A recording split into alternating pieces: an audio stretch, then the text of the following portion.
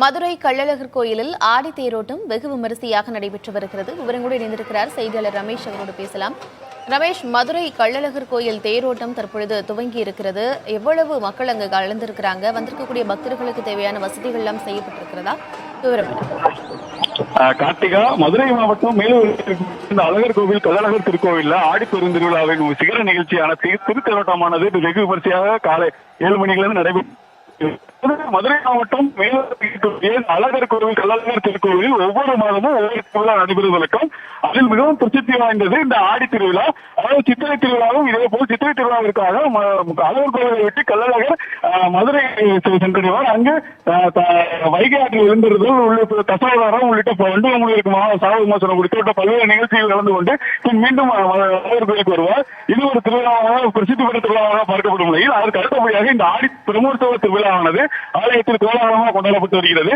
இதற்காக கடந்த 13ஆம் தேதி ஆலயத்தில் தங்க கொடிமரத்தில் கொடியேற்றத்துடன் திருவிழாவானது துவங்கியது. அன்றிலிருந்து சுந்தரராஜ பெருமாள் என்ற கள்ளழகர் தினமும் மாலை நேரத்தில் அன்ன வாகனம், சிம்ம வாகனம், தங்க குதிரை, தங்கப்பல்லக்கு உள்ளிட்ட பல்வேறு வாகனங்களில் தினந்தோறும் எழுந்தருளி பக்தர்களுக்கு காட்சியளித்தார்.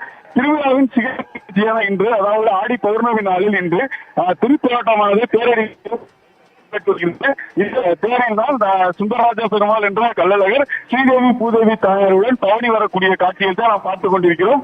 அதாவது இந்த திருவிழாவிற்காக தென் மாவட்டங்களிலிருந்து பல்லாயிரக்கணக்கான பக்தர்கள் இந்த திருவிழாவில் பங்கேற்கிறார்கள். பாதுகாப்பு ஏற்பாடுகளை பொறுத்த மட்டும் மதுரை மாவட்ட காவல் கண்காணிப்பாளர் அரவிந்தன் தலைமையில் 1000க்கும் மேற்பட்ட போலீசார் பாதுகாப்பு பணியில் ஈடுபட்டு வருகிறார்கள். மேலும் கண்காணிப்பு கோபுரங்கள் அமைக்கப்பட்டு குற்ற செயல்களை தடுக்கும் விதமாக கண்காணிக்கப்பட்டு வருகிறது.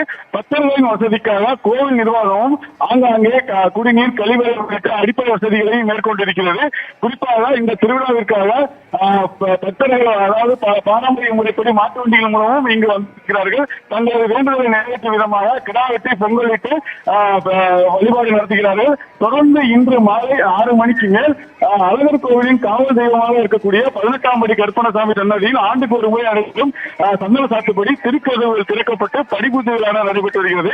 விழாவிற்கான ஏற்பாடுகளை கோவில் அலங்காநல்லூர் குழு தலைவர் வெங்கடாச்சலம் மற்றும் கோவில் நிர்வாக அதிகாரி கலைவாணன் உள்ளிட்டோர் தலைமையில் இந்த பணிகளானது நடைபெற்று வருகிறது.